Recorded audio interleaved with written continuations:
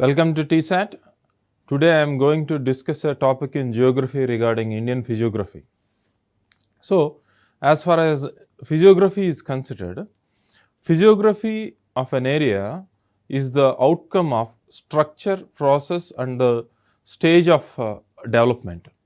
So, what do you mean by this? Physiography is a physical feature like a mountain or a plateau or a plain, etc. So, this is a structure. When you relatively compare with the structure of a mountain, the shape of a mountain or a plateau of a mountain or a plain, there is a difference in the shape and structure. So, process. The process involved in the formation of this structure varies. For example, the Deccan Plateau is the resultant of the formation of solidification of lava. So, it is a lava plateau. So, for example, the Indo-Gangetic plain, the process which is responsible for the formation of the Indo-Gangetic plain is the process of deposition of alluvium by the river systems like the Ganges and the Indus river systems are responsible for the formation of these plains. For example, take the case of the great Himalayan ranges. So, these have been formed because of the process of the folding of the crust. So, the process involved in the formation of a physical features vary. One is the solidification of lava, the second is the deposition of alluvium because of the weathering and erosional activity, and the other is the great Himalayan ranges because of the phenomena of the folding of the crust. So, the process is different in terms of the formation of different kinds of physical features and the stage of development. So, there are certain stages in the development of these physical features. All of a sudden, a valley will not be formed. A valley will be formed because of a gradual cutting of the river. The mountain is being cut by the river gradually. So, sometimes the folding upliftment happens through a gradual process in stages. So, whether it is a deposition or a solidification or the folded mountains or any kind of block mountains, there are certain stages in the process of the formation of these physical features. So, in this context, India has got certain physical features. So, broadly, India has got different kinds of physical features like the mountain regions, the plateau region, the plain regions, the coastal plains, the islands, etc. So, in this context, I am going to discuss with you a physical feature by feature, projecting you the essential maps required to you, and I will be discussing the physiographic divisions of India. So, in this context, for example, take the case of India. The India initially when it has been formed, it is not in contact with Eurasia initially. It is the resultant of drifting from the great continent from Gondwana. So, Gondwana itself has been formed from Pangaea. So, in this context, to make you understand what am I speaking. So, the configuration of the continents which have been projected to you around 225 million years ago, this Pangaea is a mega continent from which Panthalassa and the Gondwana have been formed. Panthalassa is otherwise also known as Laurasia. So, in this process, what happened is because of plate tectonics and the drifting of plates because of the semi-solid layer available beneath the lithosphere, the plates have been drifted apart. This led to the movement of the Indian plate to the north from the southern hemisphere. So, this is the condition of India during 150 million years, it is in the southern hemisphere. During 100 million years, it is in southern hemisphere. Today, it has been drifted to the northern hemisphere in collision with the Eurasian plate. So, in this process of drifting, what happened is there is a gradual change or pressure being built up between the Indian plate and the Eurasian plate. In this process, the northwestern part has collided with the Tibetan plateau region, led to the formation of the folded mountain parts in this region. Later, the Indian plate has been moved in an anti-clockwise direction and led to the formation of the folded mountain, the longest and the highest folded mountain chain in the world. So, The longest is in the South America. So, this is the highest mountain chain in the world. So, the Indian physiographic divisions are in these divided into these different ways. The northern and the northeastern mountain regions, the northern plains, the peninsular plateau, the Indian desert and the coastal plains. These are the and the island regions. These are the broad ways how an Indian physiographic division is Indian physiography is being divided into. So, as far as the mountain ranges are considered, these are the folded mountain ranges have got different ranges. So, for example, has been projected to you, you have got the greater Himalayas, the highest ranges running across is one of the range. So, there are many ranges, 3 ranges, especially the middle Himalayas, the greater Himalayas are also known as Himadris, the middle Himalayas are known as Himachals and the lower one are known as the Shivaliks. So, these are the 3 different main ranges running in this direction, in this orientation from northwest to almost all in a southeast orientation. So, there are certain fracture zones or suture zones between these mountain ranges. So, apart from these ranges, there are certain mountain ranges existing in the northwestern part of Jammu and Kashmir region like the Karakoram, Ladakh, Jaskar, the Pir Panjals. There are certain ranges existing here, and this is known as the Pabinota, which is connecting to different ranges in the world, is an important area in the case of objective bits, which is located here. So, in this context, the division, we need to know how these mountains have been divided longitudinally into east or northwest to southeast direction, and in one way from east to west or west to east, how they have been divided. The Kashmir Himalayas, the Himachal Pradesh Himalayas, the Kumaon Himalayas, the Nepal, Bhutan and the eastern Himalayas. So, even in terms of the division of Himalayas, Himalayas are also being divided in these orientation from east to west, and so these are the different divisions while you are explaining according to the context required. Kumaon Himalayas, the Punjab Himalayas, the Nepal Himalayas and the Assam Himalayas are the eastern Himalayas. So, in this process of upliftment, it has got many different stages. So, first the Indian plate has collided at the Ladakh region. After that, after 60 million years ago, northwestern part of India plate hit Eurasian plate, led to the formation of a Potwar plateau, which is in the Pakistan region. Stage 3 led to the formation of Tethys Himalayas. So, what happened is, in this stage 3, for example, you can observe the differences here. For example, what happened is, there is a sea existing between Eurasian plate and Indian plate.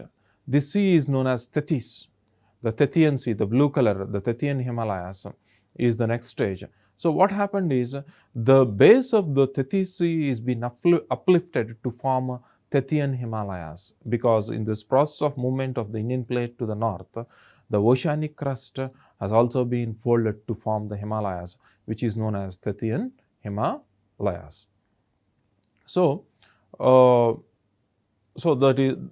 is the third stage. Next, in the fourth stage, it has led to the formation of main central thrust. So, main central thrust, here in the case of the main central thrust, so this is where the main central thrust has been formed. So, in the map being projected to you, the main central thrust is been identified here with the kind of pointed marks here. You can see these dark pointed marks. In this stage, it has led to the main central thrust is a kind of fault zone or a fracture zone between different ranges of the great mountain ranges of Himalayas. These fracture zones have been formed because of the pressure and because of the folding of the crust itself when in the process of upliftment, and it also led to the formation of the main boundary fault here at this and near the Shivaliks. So, In this process of upliftment, it has led not only to the formation of folded mountain chains, it has also led to the formation of faults longitudinally across the length of the mountain ranges known as the main central thrust, and the main boundary fault line was created in stage 4. This is how the existing configuration of the continents have been formed because of the drift of the continent. In the 5th stage, it has led to the formation of shivaliks. It has led to the formation of shivaliks. The shivaliks are the southernmost ranges which have been formed.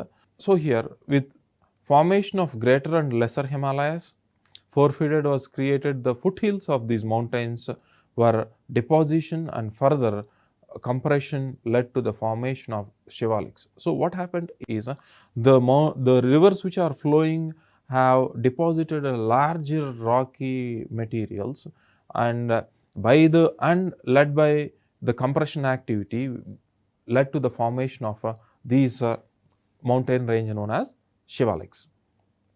Mountains and a new fault line has been created known as the Himalayan frontal fault. So here, this is the region we are talking about, the least region, the shivaliks are at the south. So this is the 5th stage. And Trans-Himalayas. The Trans-Himalayas is around 1600 kilometers. The mountain ranges extending in a west-east direction parallel to the main Himalayan ranges. So here, in this case of this Trans-Himalayas, see this Trans-Himalayas, which is being given in a red mark zone. These are the Himalayas which are to the north, which are being described as Trans-Himalayas. So the next is the Trans-Himalayas have been formed. The Tethyan Himalayas, they are formed because of the compression of sediments in Tspsc. So this is how the material of the ocean bottom is being used to construct the Tethyan Himalayas because of the compression of the lithosphere of the crust. So these are the ranges present here in this region. Jaskar and Kailas are some of the important ranges present in the Tethyan Himalayas. So the main Himalayas have got an average height around more than 5000 kilometers. The characteristics of this is it has got a very huge extent of snowfields filled with glaciers. Crystalline, igneous and metamorphic rocks are present in this region, and this region has got many different passes which are being asked in objective bits. Where do we have these passes like Zojila, Baralachla, Shipkila, so Niti Pass, so Sikkim, so these are the Nathulal, so these are the different kinds of passes which are found in these Himalayan zones where can be asked in the objective bits. For example, see these kind of peaks, and these are the different kinds of passes which are important in terms of map location, match the following, identifying, and you must be able to know when an objective bit is asked whether it is in the Jammu and Kashmir Himalayas or in the Himachal Pradesh region or the eastern Himalayan region or the Sikkim region, to identify, because these passes are important because these are historically also important because through these passes invasions have happened. For example, the Khyber Pass is an important one, the Bolan Pass, you have got these different kinds of passes, Zojila Pass, Pir Panjal, Banihal Pass. So these are certain important passes, Shipkila. These are very important passes which are essential for answering certain questions. So noting down these passes, their geographical location and their importance. It is not, these passes have got not only geographical importance, these passes have got even the historical importance. That is the reason why in these two contexts, these passes are very important to you. So lesser Himalayas have got an average height extending 1300, more than 1300 meters, very strongly it is not 5000 kilometers, 5000 meters it is, 1300 meters. So, very strongly folded and complicated structures. Important ranges are 𝗧𝗦𝗔𝗧, 𝗃𝗃𝗃𝗃, 𝗧𝗏𝗃𝗃, Mussoorie. So, these are some of the important ranges of lesser Himalayan region. So, along the slopes small pastures are found called margs. So, the small pastures in these regions are known as marg. Next longitudinal layer is Shivalix. This is not a continuous range. It also called as the outer Himalayas. In the north it has a valley called Doon in the west and Dur in the east. They are known as Dehradun and Pallidoon. So, these are some important areas which can be asked in the questions, the Dehradun and Pallidoon.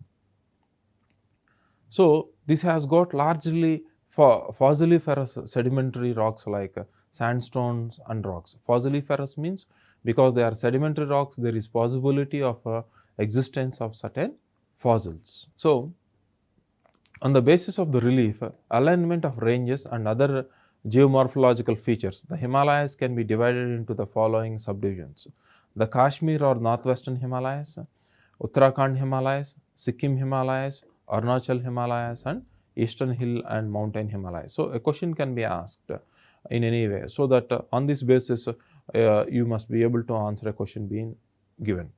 So, for example, Kumaon Himalayas, there might be a question where you may get confused what Kumaon Himalayas means. So, after Kashmir Himalayas, you have got these Kumaon Himalayas. So, in the Kashmir Himalayas, you have got the ranges like Karakoram, Ladakh, Jaskar and Pir Panjals. So, between the Great Himalayas and the Pir Panjal ranges lies the world famous valley of Kashmir, and the famous Dal Lake is present in this region. So, Dal Lake can be asked as a question where this is located, and Siachen, the world's highest battlefield, the Siachen at the Siachen glacier is also present in this region. So, in this region you have got some of the important fresh freshwater lakes, the Dal and the Vular, and the saltwater lakes such as Pongang Tso are some of the examples of saltwater lakes. So, the Kashmir Himalayas are also famous for Karewa formations, which are useful for the cultivation of saffron. Saffron is a variant of saffron, a local variety of saffron. Some of the important passes of the region are Zojila and on the greater Himalayas. So, for example, say Kewar means a depositions formed by the glacial depositions which contain certain boulders and clay which can be used for the purpose of agriculture and cultivation. So, they may ask you what is meant by Kera is present in the Kashmir region, which is the resultant of glacial deposits, which is feasible for cultivation like saffron, a locally named saffron. So, these are the different regions of Himalayas, the Darjeeling and the Sikkim Himalayas. Next, the Arunachal Himalayas in the extends between Bhutan Himalayas and the Dipu Pass in the east.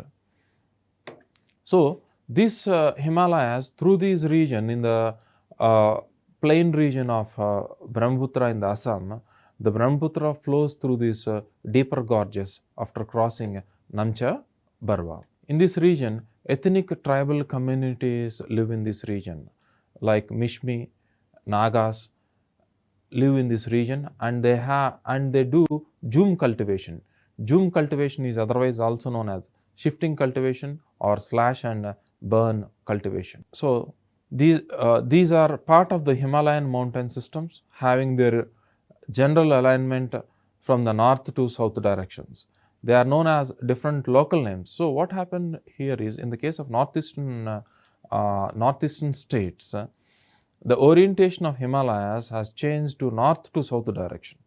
So, in these different regions, the mountains are being called with different names like Patkaibum, Naga Hills, Mishmi Hills, and south by Mizo and Lucia Hills. So, These Himalayas change their orientation to north and south in the northeastern India. So, in the case of Mizoram, which is also known as molasses basin, which is made up of soft unconsolidated deposits. So, that is the reason why, because of unconsolidated nature in the Mizoram, this region is also known as molasses basin, having lakes like Loktak are some of the important lakes in this northeast Indian region in the Himalayas. Next is the Great Plain region. The Great Plain region is the outcome of alluvial deposits brought from river originated in the Himalayas and peninsular region. So, the Great Plain regions extending up to 3,200 kilometers from the east to the west. The Great Plains are remarkably homogeneous with little variation in relief features of hundreds of kilometers. So, a plain generally, as I have discussed in the previous session, which does not have any undulations, a minimum undulations with a plain surface is known as a plain, having the elevation when relatively compared with the surrounding regions is less, with the different features like bluffs, levees, ravines and cols. So, these are, for example, ravines are badland topography where when because of the weathering and erosion, when there is a longitudinal deep small valley like features when they have been formed, a resultant of weathering and erosion is known as ravines. So, these kind of structures are found in these regions. So, the Great Plain regions are being divided into these different regions. So, for example, the Rajasthan Plain regions, the Yamuna Plain regions, Satluj-Yamuna Plain regions, the Ganga Plain regions, the UP-Bihar are drained by the Yamuna and the Ganga river systems, and the plains in the Assam by the Brahmaputra and the Bengal Plain here. So, these are the different regions or the divisions of the Great Plain regions of India, which is the resultant of the depositional activity of the great river systems like the Indus, the Ganges and the Brahmaputra. So, here the Yamuna plains and the Rajasthan plains, here there is a division being made by the Aravalis to the west and east to the Ganga plains of UP-Bihar plains. Next is the Babbar plains. Babbar is a narrow belt range between 8 to 10 kilometers parallel to the Shivaliks.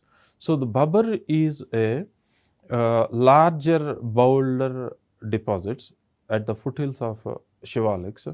Along the length of the Shivaliks is Babbar. So, in the Babbar is not feasible for cultivation because of larger boulder rocky nature, unavailability of soil, the soil is less, only larger trees can survive in this region and streams disappear in this Babbar region. So, next is the Terai Plain region. The Terai Plain region is being described as a marshy tract region. So, the next is the Terai Plain region. When you relatively compare with the Terai Plain region and the Babbar region, Terai Plain region has got soft soil deposits, and the streams which have been disappeared in the Babbar region reappear in the Terai region, which is a marshy region which is feasible for cultivation. So, it contains of fine silt and sand, fine silt and alluvium.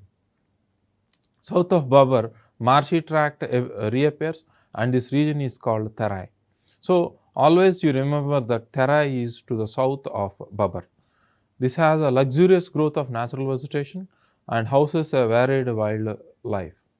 In UP, these forests are cleared to grow sugarcane, rice and wheat. So, Terai is feasible for cultivation, whereas Babbar is not. Next is Bangar. It represents the upper landforms by the older alluvium. So, always remember that Bangar has got older alluvium, which is rich in calcium called concur. So, the important aspect of Bangar is it is an older alluvium at the banks of the river, and it is rich in calcium called 𝗂𝗍. The main constituent of Bangar is clay, which is at places given way to loam and sandy loam. In dry areas, presence of saline and alkaline efflorescence known as rhea. So, in dry areas, this is known as rhea or reh. Next is Ghadar plains. Younger alluvium of floodplains if the river is called Ghadar. So, when the alluvium deposits are younger, it is known as Ghadar. So, in the case of Ghadar plains, younger alluvium is known as Ghadar. Its alluvium is light in color and poor in calcareous matter. So, that is the basic difference between Ghadar and Bangar. In the case of Bangar, it is older alluvium. In the case of Ghadar, it is newer alluvium or younger alluvium. Next is the delta plains. It is an extension of Ghadar plains. Here uplands are called chars and marshy lands are called bills. So, in the case of Rajasthan plains, the Rajasthan plains include Marustali and Rajasthan Bagar areas to the west of Aravallis. So, here Marustali, it is known as Marustali because it is there you experience a continuous shifting sand dunes. That is the reason why this place is being described as Marustali. So, this has been originated because of the upliftment of the marine or ocean bottom. That is the reason why in this region you find certain salt lakes in this region. So, for example, the Luni river flows through this region. So, the Luni at the upper course it is sweet, by the time it goes to the lower course it becomes brackish waters because of the impact of the salt present in the rocky regions. Next is the Ganga plains. They extend from Yamuna river in the west to Bangladesh. It is divided into upper Ganga plains and the lower Ganga plains and the middle Ganga plains. This region has a Ganga, Yamuna, Doab. So, a Doab is a region between two tributaries or river, which is the resultant of the deposition of the alluvium and which is considered to be more fertile for agriculture. It is formed by the subduction of Rajmahal-Garo gap. So, this is formed by the subduction of Rajmahal-Garo gap means from the Chota Nagpur region, from the Bengal region, when you relatively compare between the Assam region, the Ganga river system which flows has deposited certain alluvium. So, to the east of the region and to the northeast of this peninsular plateau region, there is a deposition being made by these river systems dividing these two regions. It is formed by subduction of Rajmahal and Garo gap, which is being described as Rajmahal and Garo gap in the Meghalaya region. So, this is how this is the region we are talking about, where the Ganga plains are being formed by the depositional activity formed by the rivers from the Himalayan regions and the peninsular region, resulted in the formation of the Great Plain regions. Thank you. In the next episode, we shall meet in a next topic discussing about the physiography of India.